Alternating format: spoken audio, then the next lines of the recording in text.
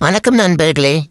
நம்ம தமிழ்நாடு அரசு பள்ளியில் வேலை செஞ்சுட்டு வர ஹைடெக் லேப் நிர்வாகிகள், அதாவது ஏஎஸ் பற்றி தான் பேச போகிறோம்.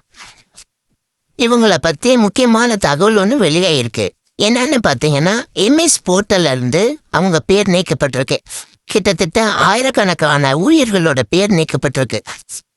2 வருடங்களாக இருந்து வந்த பெயர்கள் எந்தவித ஒரு முன் அறிவிப்பும் இல்லாமல் இப்போ பெயர் நீக்கப்பட்டிருக்கு. கிட்டத்தட்ட 6300 ஏஎஸ் பேர்கள் நீக்கப்பட்டிருக்கு. இந்த தகவல் பற்றி பல பேரிடமும் கவலையை உண்டு பண்ணியிருக்கு.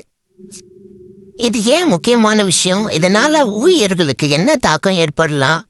இவர்களோட கோரிக்கை தான் என்ன? இதை பற்றி விரிவாக பார்க்கலாம் வாங்க. ஏஎஸ்னா யாரு? ஹைடெக் லேப் திட்டம்னா என்ன? இதை பற்றி டீட்டெயில்டாக பார்க்கலாம் வாங்க.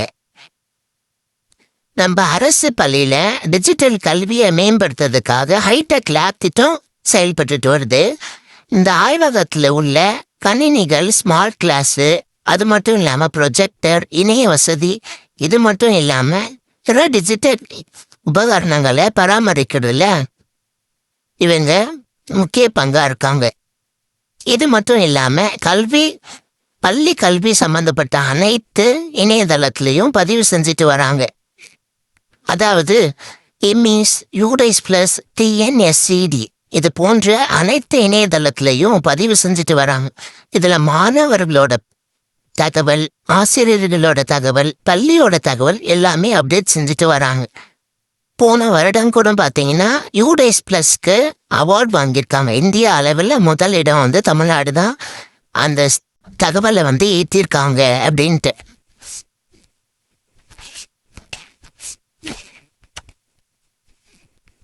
இதையும் செஞ்சுட்டு ஹைடெக் லேபையும் அவங்க தான் பராமரிச்சு வராங்க.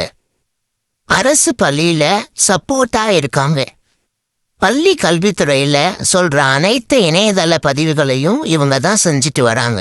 இப்படி இருக்க இவங்க பேர் 2 ஆண்டுகளாக எம்இஸ் போர்ட்டலில் இருந்து இப்போ நீக்கப்பட்டிருக்கு. இந்த தகவல் குறித்து அதிகாரப்பூர்வ விளக்கம் வெளியாகி உள்ளதா என்பதை பார்வையாளர்கள் சம்பந்தப்பட்ட துறையின் அறிவிப்புகள் மூலம் உறுதிப்படுத்திக் கொள்ள வேண்டும். இதனால ஏற்பட்ட தாக்கங்கள் என்னென்னு பார்த்தீங்கன்னா, பெயர் நீக்கம் தொடர்பான தகவல்கள் உண்மையாக இருந்தால் பல ஊழியர்களோட வேலை பாதுகாப்பு குறித்து கவலை ஏற்படலாம்.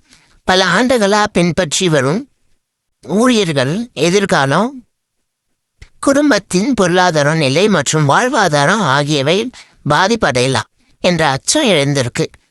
இந்த விவகாரம் தெளிவான விளக்கம் கிடைப்பது மிகவும் அவசியமாக இருக்கு.